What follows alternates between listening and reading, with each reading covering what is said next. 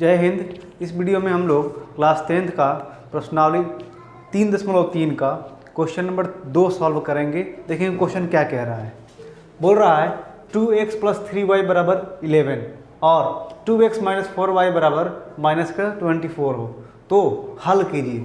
इसको क्या करना है? हल करना है। यानी कि दो चर वाले रैखिक समीकरण को हम लोग 4 विधियों से सॉल्व करते हैं, उसमें से आप कोई भी एक विधि लेकर के इसको आप सॉल्व कीजिए और इससे m का मान ज्ञात करें। क्या किसका मान ज्ञात करना है? m का मान ज्ञात करना है, जिसके लिए समीकरण यहाँ पे दिया हुआ है y बराबर mx + 3 हो। ठीक है, तो सबसे पहले हम काम क्या करते हैं कि समीकरण ये जो दिया गया है दोनों को हम लोग या तो विलोपन विधि से नहीं तो प्रतिस्थापन विधि से हम लोग सॉल्व कर लेते हैं। ठीक है, चलिए सॉल्व करते हैं, देखते हैं। पहले दोनों को पास में लिख लिया जाए। ठीक है, क्या होगा? 2x + 3y बराबर का 11 और ये हो जाएगा 2x - 4y बराबर के -24। तो इसमें हम पहले क्या काम करते हैं? मान लेते हैं। ये रहा समीकरण 1 और ये हो गया समीकरण 2।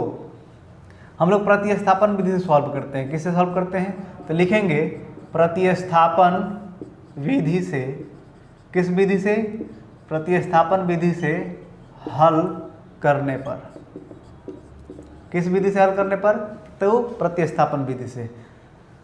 तो समीकरण 1 से प्रतिस्थापन विधि से जब हम लोग सॉल्व करते हैं तो कोई एक समीकरण ले लेते हैं, समीकरण 1 से, या फिर आप 2 भी ले सकते हैं। ठीक है, समीकरण 1 क्या कह रहा है? तो 2x + 3y बराबर के 11, यही ना है? क्या कह रहा है? 2x + 3y बराबर के 11। हम लोग y को बराबर के बाद भेज देंगे, फिर x को भी आप भेज सकते हैं। तो नॉर्मली क्या हो जाएगा? 2x बराबर 11 - 3y, तो इस 2 को भी हम लोग बराबर के बाद भेज देते हैं। तो ये हो जाएगा x बराबर 11 - 3y, अब बट्टे में हो जाएगा 2। ये जो समीकरण आएगा इसको हम लोग समीकरण 3 मान लेते हैं। 1 और 2 यहाँ पे है ही, यहाँ पे जो आएगा वो समीकरण 3 मान लेंगे। अब इस समीकरण 3 की सहायता से, यानी कि समीकरण जो 3 आया हुआ है इसको हम लोग समीकरण 2 में रख देंगे। जैसे यहाँ देखिए x का वैल्यू है, किसका वैल्यू है?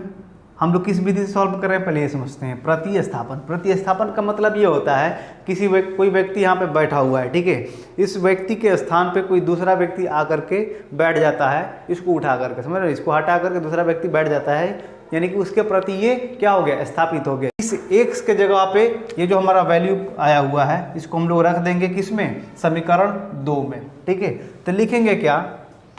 समीकरण 3 का मान। किसका मान जी? ये समीकरण 3 है ना, तो समीकरण 3 का मान किस में रख देंगे? तो समीकरण 2 में रखने पर। किस में? 2 में रखने पर। समीकरण 2 क्या कह रहा है? आइए क्या कह रहा है देखते हैं। तो 2x - 4y बराबर के -24। ठीक है, तब इस x के जगह पे, किसके जगह पे? x के जगह पे हम किसका वैल्यू पुट कर देंगे? तो ये किसी को डाउट से, चलिए देखते हैं कैसे क्या रखेंगे। हम लोग इधर देखते हैं।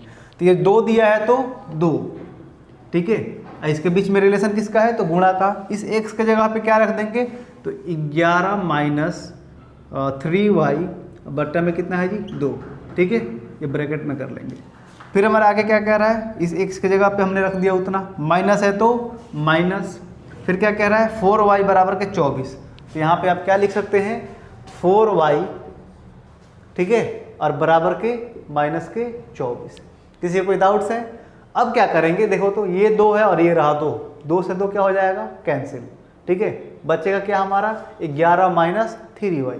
तो ये हो गया 11 - 3y, अब माइनस के ये 4y अब बराबर के -24। जहाँ पर भी डाउट होगा बोलिएगा।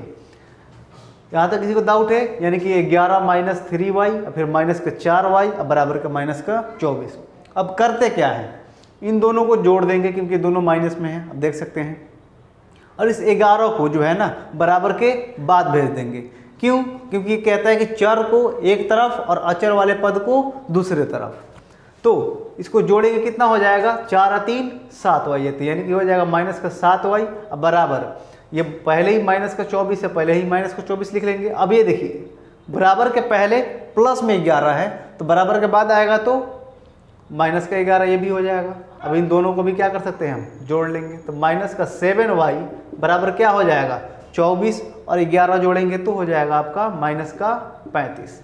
माइनस से माइनस कैंसिल कर लीजिए, ठीक है। अब 7 को भी हम बराबर के बाद भेज देंगे। तो गुणा में है तो इधर आएगा तो बट्टा में हो जाएगा, यानी कि भाग में हो जाएगा। कटा लीजिए तो कितना आ जाएगा, 5। किसी को कोई डाउट्स है? तो यानी कि y का मान कितना आ गया जी, y = 5। अब क्या करते हैं, इस y के मान को समीकरण 3 में रख दीजिए। आप चाहें तो 1 और 2 में भी रख सकते हैं, कोई दिक्कत नहीं है, लेकिन जब हम 3 में रखेंगे तो आसानी से बन जाएगा, ठीक है। तो हम लोग लिखेंगे क्या, y का मान समीकरण 3 में रखने पर, किस में रखने पर, 3 में रखने पर। किसी को कोई डाउट्स है? चलिए समीकरण 3 क्या कह रहा है, आप देख सकते हैं x बराबर, मैं लिख लेता हूँ यहाँ पे, x बराबर 11 - 3y, अब बट्टे में कोची हो जाएगा जी 2, ठीक है। अब इसमें y के जगह पे हम क्या कर देंगे, 5 रख देंगे, तो क्या हो जाएगा, x बराबर 11 - 3 × 5, अब बट्टे में क्या हो जाएगा 2। इसको आगे सॉल्व कर लेते हैं। तो 11 - 5 × 15/2, इसको और आगे थोड़ा सॉल्व कर लीजिए तो क्या हो जाएगा, 11, अब इससे 15 जाएगा तो माइनस के 4/2 कट जाएगा, कितना आएगा 2, यानी कि x का वैल्यू कितना आ गया जी, -2, ठीक है। अतः यहाँ पे लिख सकते हैं, अतः x बराबर कितना जी, -2, और y = कितना, 5, ठीक है। यहाँ तक तो ये रहा, केवल ये इन दोनों समीकरणों को हमने सॉल्व किया। अब आगे क्या कह रहा है क्वेश्चन, आप देख सकते हैं, इतना को हल कीजिए, जो कि हो गया। अब और इससे m का भी मान ज्ञात करें। किसका मान ज्ञात करें, m का, जिसके लिए यहाँ पे समीकरण दिया हुआ है y बराबर mx + 3, ठीक है। तो हम इसको यहीं पे सॉल्व कर लेते हैं। क्या दिया हुआ है जी, हम लोग लिखेंगे यहाँ पे पुनः प्रश्न से, या फिर यहाँ पे क्या लिख सकते हैं, लिख दीजिए प्रश्न से। क्या लिख देंगे, प्रश्न से, ठीक है। तो प्रश्न क्या कह रहा है, तो y बराबर mx + 3, ठीक है। अब जहाँ जहाँ y और x है तो उसका जो वैल्यू आया है वो रख देंगे, तो हमारा m का मान क्या हो जाएगा, निकल जाएगा। जैसे क्या हो जाएगा, y के जगह पे क्या है, तो 5, तो 5, m है तो m इंटू x का मान कितना आया जी, -2 अब +3। अब क्या करते हैं, 3 को उठा करके बराबर के पहले ला लेते हैं, क्योंकि ये m यानी कि चर पद है, तो क्या हो जाएगा 5, अब ये प्लस में है तो इधर आएगा तो -3, ये हो जाएगा -2m, क्योंकि m में 2 से गुणा कराएंगे वही माइनस में, तो -2m हो जाएगा, ठीक है। अब ये घट जाएगा तो कितना हो जाएगा 2, अब बराबर के, अब इसको भी इधर ला लो तो ये हो जाएगा 2 - m। आप देख सकते हैं यहाँ पे, मैं इस चीज़ को यहाँ पे लिख देता हूँ रखने पर, ठीक है। आगे थोड़ा सा समझते हैं क्या कह रहा है। अब ये तो ये 2 से 2 कैंसिल हो जाएगा, m का मान कितना आ जाएगा जी, माइनस को भी बराबर के बाद भेज देंगे तो ये हो जाएगा -1, ठीक है। इस तरीके से जो है ये क्वेश्चन सॉल्व होता है। कोई भी डाउट्स हो आप हमसे कमेंट्स करके पूछ सकते हैं। मिलते हैं हम लोग नेक्स्ट वीडियो में, तब तक के लिए धन्यवाद।